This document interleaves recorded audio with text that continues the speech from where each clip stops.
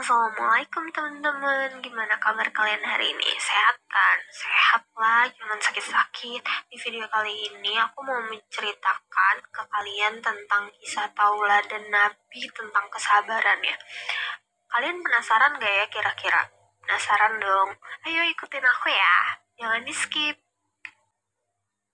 Nabi Muhammad Shallallahu Alaihi Wasallam adalah putra dari Abdullah bin Abdul Muthalib dan Aminah binti Wahab.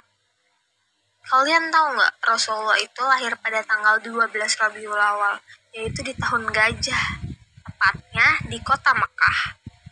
Rasulullah belum pernah bertemu dengan ayahnya, karena ayahnya sudah meninggal sejak beliau masih di dalam kandungan.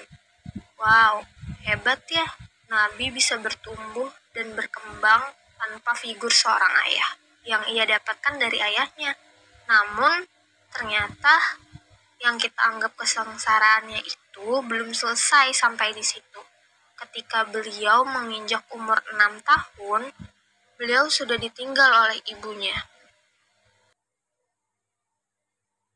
Semenjak itu, Nabi Muhammad dibesarkan oleh kakeknya yang bernama Abdul Muthalib.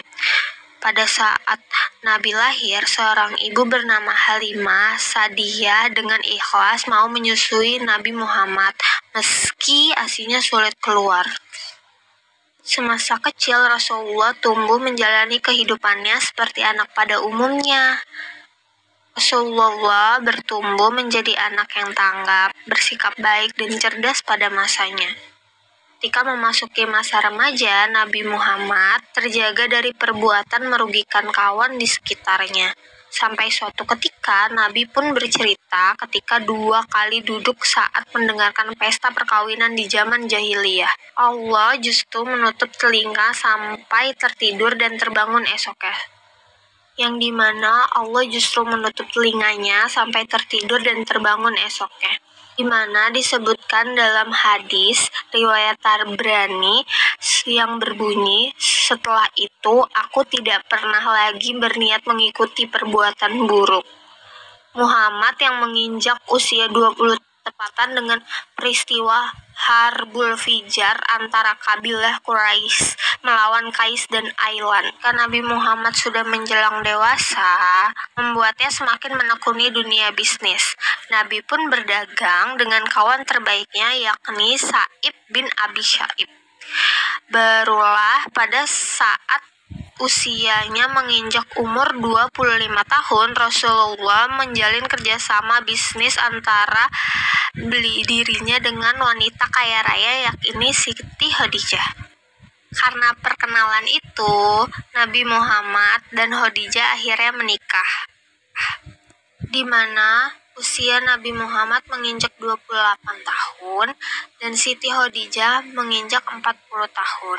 Pada saat itu Nabi belum menjadi Rasul. Nabi Muhammad mendapatkan beberapa karunia istimewa dari Allah pada wajahnya yang terlihat bersinar dan bersih. Pada saat pertama kali Nabi Muhammad mendapatkan wahyu, itu ketika Nabi Muhammad bermimpi ketika malaikat Jibril menghampirinya. Rasul pun sedang menyendiri di dalam gua Hira, tepatnya di samping Jabail Nur. Turunlah wahyu pertama yang ia bawakan dari Allah, yakni surat Al-Alaq ayat 1-4 yang berbunyi, Iqra bismi rabbikal ladzi khalaq, khalaqal insana min 'alaq, Iqra wa rabbukal akram ladzi 'allama bil qalam, yang artinya, bacalah dengan menyebut nama Tuhanmu yang menciptamu. Dia telah menciptakan manusia dari segumpal darah.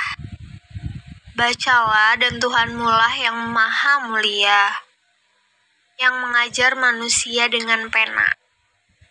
Kemudian setelah mendapat mimpi itu, Rasulullah mulai berdakwah untuk pertama kalinya. Di awal berdakwah, beliau masih melakukan secara tertutup. Sebelum akhirnya beliau mulai berani berdakwah secara terang-terangan, yang dimulai dari keluarga yang paling dekat, yaitu kalangan Bani Hashim.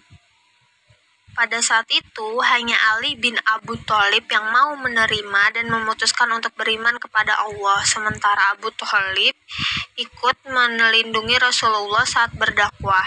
Wah, secara terang-terangan ini selalu mendapat pertentangan oleh kaum Quraisy. Bahkan beberapa orang menuduh Nabi Muhammad gila dan melemparkan kotoran ke tubuh Nabi Muhammad. Bahkan Abu Jahlal dan Abu Lahab yang merupakan pamannya pun ikut menentang ajaran Islam.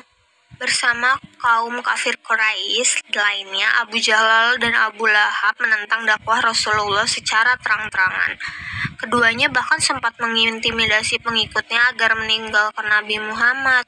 Mereka khawatir jika ajaran dari Muhammad hanya bisa merusak agama nenek moyang, yaitu menyembah berhala. Jadi buat kali ini itu dulu ya yang mau aku ceritain dan aku bagi ke kalian.